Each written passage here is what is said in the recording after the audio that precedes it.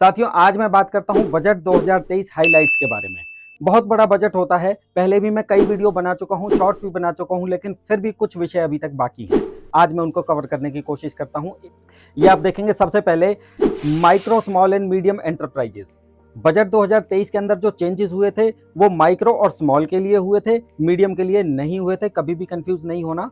अब सवाल है कि माइक्रो एंटरप्राइजेस किसे बोलते हैं और स्मॉल एंटरप्राइजेस किसे बोलते हैं। आप इस स्क्रीन के अंदर देखेंगे दोस्तों, इसके लिए क्राइटेरिया है इन्वेस्टमेंट का और टर्नओवर का।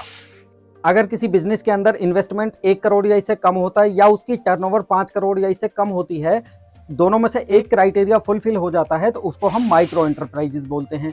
स्मॉल एंटरप्राइजेस में अगर इन्वेस्टमेंट 10 करोड़ या इससे कम होता है और टर्नओवर 50 करोड़ या इससे कम होती है, दोनों में से एक क्राइटेरिया फुलफिल हो गया तो उसको हम स्मॉल एंटरप्राइजेस बोलेंगे।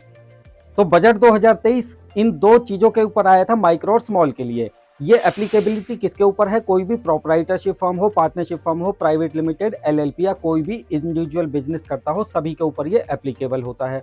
तो अभी तक क्या था कि अगर कोई एग्रीमेंट रिटर्न में होता है, मीन्स सेल परचेज का कोई एग्रीमेंट रिटर्न में होता है तो उसकी पेमेंट 45 दिन के अंदर करनी होती थी, और रिटर्न में नहीं हुआ तो विद इन 15 दिन के अंदर उसकी पेमेंट करनी होती थी। लेकिन बजट 2023 के अंदर क्या किया? इस एमएसई को यानी माइक्रो और स्मॉल एंटरप्राइजेस को सेक्शन 43B के एम्बिट के अंदर ले आए, उसके अंदर ले आए। अब क्या इफेक्ट हुआ उस चीज का कि जो भी माइक्रो और स्मॉल एंटरप्राइजेस से सामान परचेज करेगा तो वह उस सामान का एक्सपेंस क्लेम नहीं कर पाएगा अगर उसने विद इन टाइम लिमिट उसकी पेमेंट नहीं की तो। दूसरी बात, जितने भी दिन वो पेमेंट को डिले करेगा उतने दिन का उसको इंटरेस्ट पे करना पड़ेगा। कितना इंटरेस्ट? सेविंग बैंक के ऊपर जितना भी इंटरेस्ट होता है उसका 3 टाइम उसको इंटरेस्ट पेमेंट करना पड़ेगा। ये थे दोस्तों माइक्रो और स्मॉल एंटरप्राइजेस से रिलेटेड प्रोविजन। अब इस स्क्रीन के अंदर आप देखेंगे कि अभी तक हमने सुना कि जो टैक्स ऑडिट होता है वो 1 करोड़ या इससे ऊपर की टर्नओवर के लिए सेक्शन 44A भी अप्लाई होता है और उसका टैक्स ऑडिट होता है। लेकिन प्रीजेम्प्टिव टैक्सेशन के अंदर ऐसा नहीं है। प्रीजेम्प्टिव टैक्सेशन में बजट 2023 के अंदर एक चेंजेस हुए। एक होता है सेक्शन 44AD। दोस्तों, किसी भी बिजनेसमैन ने कुछ सुना हो या ना सुना हो, 44AD का नाम जरूर सुना होगा। क्यों? क्योंकि बुक्स ऑफ अकाउंट्स मेंटेन नहीं करनी पड़ती और आसानी से रिटर्न फाइल हो जाती है। सीए को भी कम पैसे देने पड़ते हैं, अकाउंटेंट को भी कम पैसे देने पड़ते हैं, अकाउंटिंग के भी पैसे बच गए।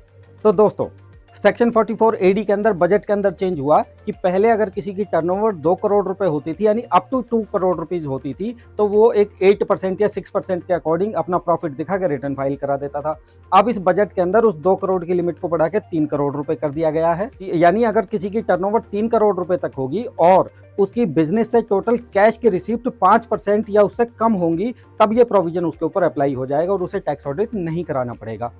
इसी तरीके से सेक्शन 44AD है, यानी जो कोई भी प्रोफेशनल पर्सन, यानी कोई सीए, वकील, डॉक्टर, इंजीनियर या एक्टर, ये सब प्रोफेशनल लोग हैं। तो बजट 2023 के अंदर प्रोफेशनल लोगों की थ्रेशोल्ड लिमिट 50 लाख रुपए से बढ़ा के 75 लाख रुपए कर दी गई है। 75 लाख रुपए तक की अगर टर्नओवर होती है तो इनको टैक्स ऑडिट कराने की रिक्वायरमेंट नहीं है। सेक्शन 44AD के अंदर 50% या इससे ज्यादा का प्रॉफिट दिखा के अपनी रिटर्न को फाइल कर सकते हैं। दोस्तों, अगर आपको मेरे द्वारा दी गई जानकारी अच्छी लगी हो तो मेरे चैनल को सब्सक्राइब कीजिए, और फिर भी अगर आपके मन में कोई डाउट, कोई क्वेश्चन रह गया हो तो नीचे कमेंट सेक्शन के अंदर उसको लिखें, मैं श्योरली उसका रिप्लाई करूंगा। Thank you.